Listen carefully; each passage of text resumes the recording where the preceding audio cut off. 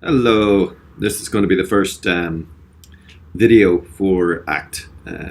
We call it sort of the week roundup, and what I've tried to do is capture the best question of the week and the most valid question about the ACT platform and what it's trying to do. But greetings from Kigali in Rwanda. I think first off I should show you this beautiful city in East Africa. 1 second.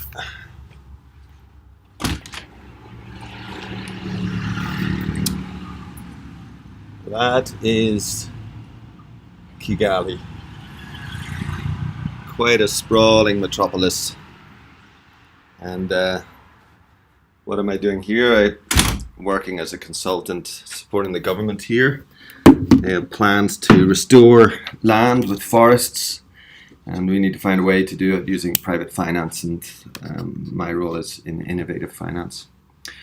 But back to ACT. I think that the question that rose to the top of the pile this week. I did a meetup via Skype in Kiev and other things, on other channels, questions coming through.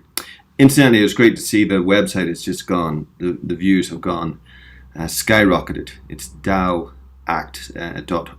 daoact.org. Please take a look.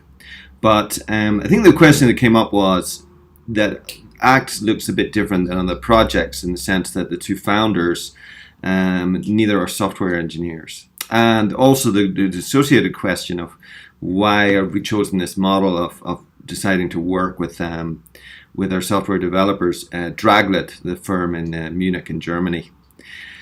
Now, I think in thinking about the answer to this question, there's probably a number of facets to it. First off is the profile of myself and Ian, the founders. I mean, if you look at our LinkedIns, you can get to those through their website.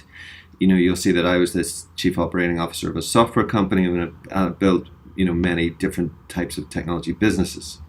Ian, even more so, has been a senior management of ICT firms in Spain, and dealing with clients and telecommunications and so on, and government globally. But neither of us are software engineers. So what you find in the crypto space right now is very interesting, and these questions have given me pause for thought about what's happening.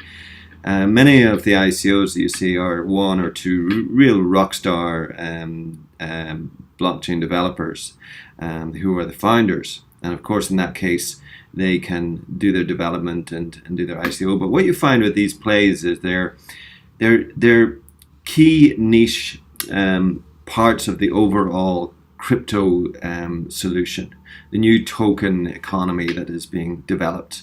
And I think that when these types of projects stand up and say, look, we're doing this, I think it's very easy and logical for the crypto community, those that hold Ether and Bitcoin and so on, to get behind that and say that's a bit that we need to realize this future, the direction where we're going, and we're going to fund that. In our instance, it's a bit different. ACT is about playing an important role in the future of the world and the way things operate, the interface between the state and citizens and the power dynamic between the two, in order to resolve issues such as social justice and climate change and so on. But the other thing is that you do hear around the circuit, developers are sometimes, asking for huge sums to sign on to projects and putting their name to those projects, which, then helps those projects raise money at ICO. And I don't think we want our supporters and participants to have to bear that cost when there are other ways that we can do this. So Draglet, is a firm that's been around for a long time, and it has one of the sort of foremost exchange products in the business now, and it's used all over the world. But more to the point, it's a very established piece of software, and they've shown real staying power, and now have increasing more and more technical expertise in smart contracts and Ethereum. We feel like we're in safe hands. In a very buoyant blockchain market like this, if we were to hire developers, say, they could be poached, for higher sums for real private sector for-profit initiatives. Whereas if we stay with Draglet, at least in the first rounds of MVP, I don't like acronyms, so minimum viable product, and beta version, we know that the firm's going to be there, the developers are going to be there, and it's a safe approach for us and for those who participate with us in this journey. So therein are a number of good reasons why we're doing it that way. I think in the longer term, it could be a capacity that we bring in-house.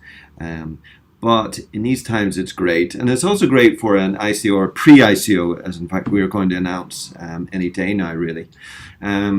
Because what we can do is actually get very fixed, firm, detailed prices for each step of the development and expose those to those who are interested in participating and supporting the project, rather than some sort of open-ended, vague runway requirement. I think that is also a very useful thing. So that was the big question of the week. There were many more. I think as I do this weekly in the build up to the pre-ICO stage for ACT, I think there will be more questions. I will expand it more, and I'm not sure where I'll be next time, but maybe not somewhere as beautiful as Kigali in Rwanda. It's wonderful to be here. They have gorillas still in the mountains, and if you can get a chance to get here, you should come and visit them. But that's the promotion for Rwanda over. And remember to check in at dawact.org and or leave comments below. Thanks. Bye.